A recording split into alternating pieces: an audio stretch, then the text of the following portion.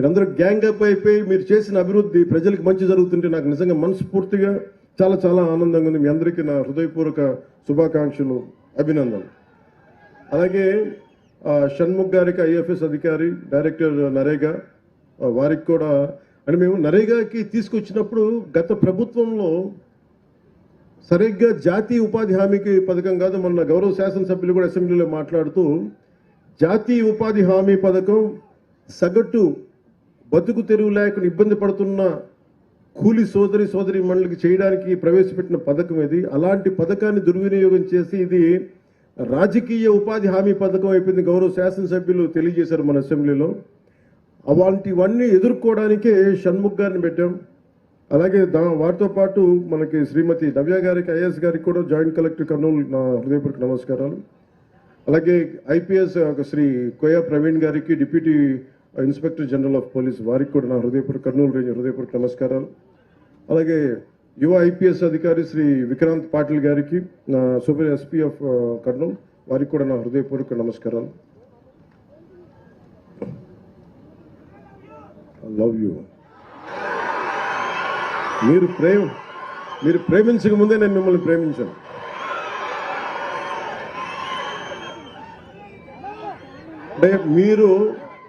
అంటే నేను ఇందాక శబరి గారు మాట్లాడతా జన సైనికులు చాలా గట్టి వ్యక్తులు అంటుంటే, అంటే ఎంత గట్టిదనం లేకపోతే వీర మహిళల్లో కానీ జన సైనికుల్లో కానీ, అంటే ఎప్పుడు కూడా గెలుపులో నేను మనుషుల్ని లెక్కించను. నేను మనుషుల్లో గెలుపుని విజయం డబ్బుని లెక్కించను. కానీ కష్ట సమయంలో నువ్వు ఎలాగున్నావు, కష్ట సమయంలో మీరు నిలబడ్డారు, బలంగా మమ్మల్ని అందరినీ నిలబెట్టారు. అంటే ఏం లేదు, అంటే రోడ్ల మీదకి ఇక్కడున్న వేదిక పైన నాయకులందరూ తెగించి రాగలరు. కానీ వెనక మీరుండి మీరు బలం ఇస్తే 175కి మనం 164 సీట్లు కొట్టగలిగాము,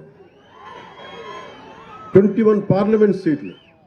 అంటే ఇది సామాన్యమైన విజయంగా దేశం తలతిప్పి చూసిన విజయం ఇది. అలాంటి విజయానికి మీలాంటి యువత కానీ, మీలాంటి కమిటెడ్ వ్యక్తులు లేకపోయినంటే ఈ పాటికి ఇది సాధ్యమయ్యే పని కాదు.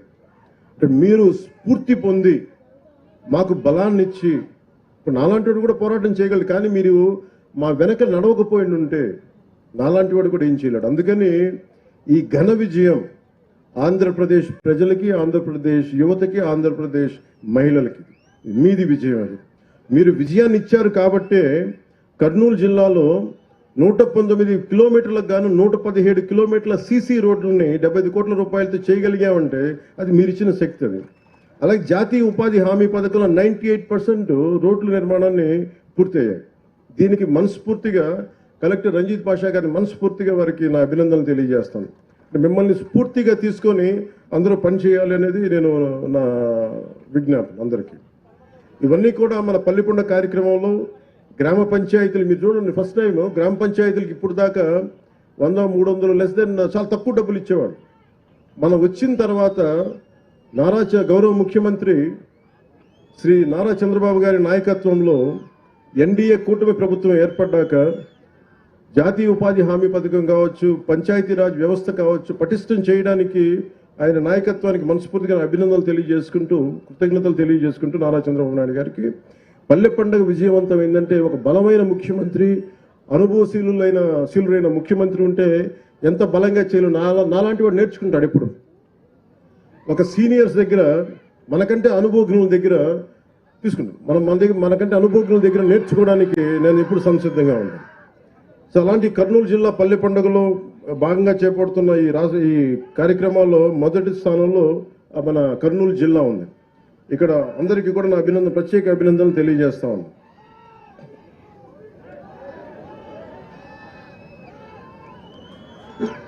మీరు మారరే,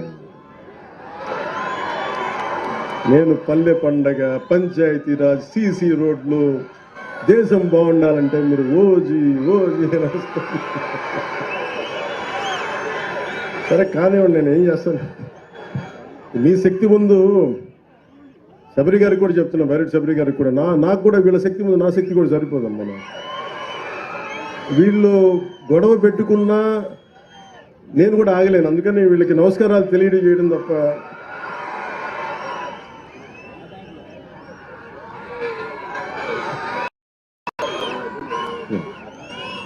మీ అందరికీ ఒక జాతీయ ఉపాధి హామీ పథకం 30 సెంట్లు నేల, ఇది ఇప్పుడు మనం ఉన్న ఏరియా. దీంట్లో దాదాపు 6 సెంట్లు చెరువు అయితే 2 సెంట్లు గట్టు ఉంటుంది. సో దీనికి మొన్న గౌరవ శాసనసభ్యులు చాలాసార్లు, మీకు ఎవరైనా సరే గత ప్రభుత్వంలో జాతీయ ఉపాధి హామీ పథకం ఎంత గొప్పది అనేది ఎవరు మీకు తెలియజేయలేదు, ఎవరు లబ్ధి పొందుతారో తెలియదు. ఈ రోజు నేను మీకు పరిచయం చేయదలుచుకున్నా. ఎవరైతే ఈ రైతు ఎవరో రాజన్న గారు ఉన్నారు వారిని, అలాగే ఈ ఎవరైతే మనకి ఈ ఉపాధి హామీ ఈ పథకం కూలీ పథకం కింద ఎవరైతే వస్తున్నారో వాళ్ళని వేదిక పైన మీకు పరిచయం చేయదలుచుకున్నాను. ఎందుకంటే వాళ్ళ కోసం చేస్తున్నాం. ఇదేదో మేము అబ్స్ట్రాక్ట్గా ఒక అర్థం కాని ఒక అగమ్య గోచరమైనది కాకుండా మీకు నిజమైన మనుషులు, ఎంత గొప్పది కార్యక్రమాలు, ఎంతమంది లబ్ధి పొందుతారు.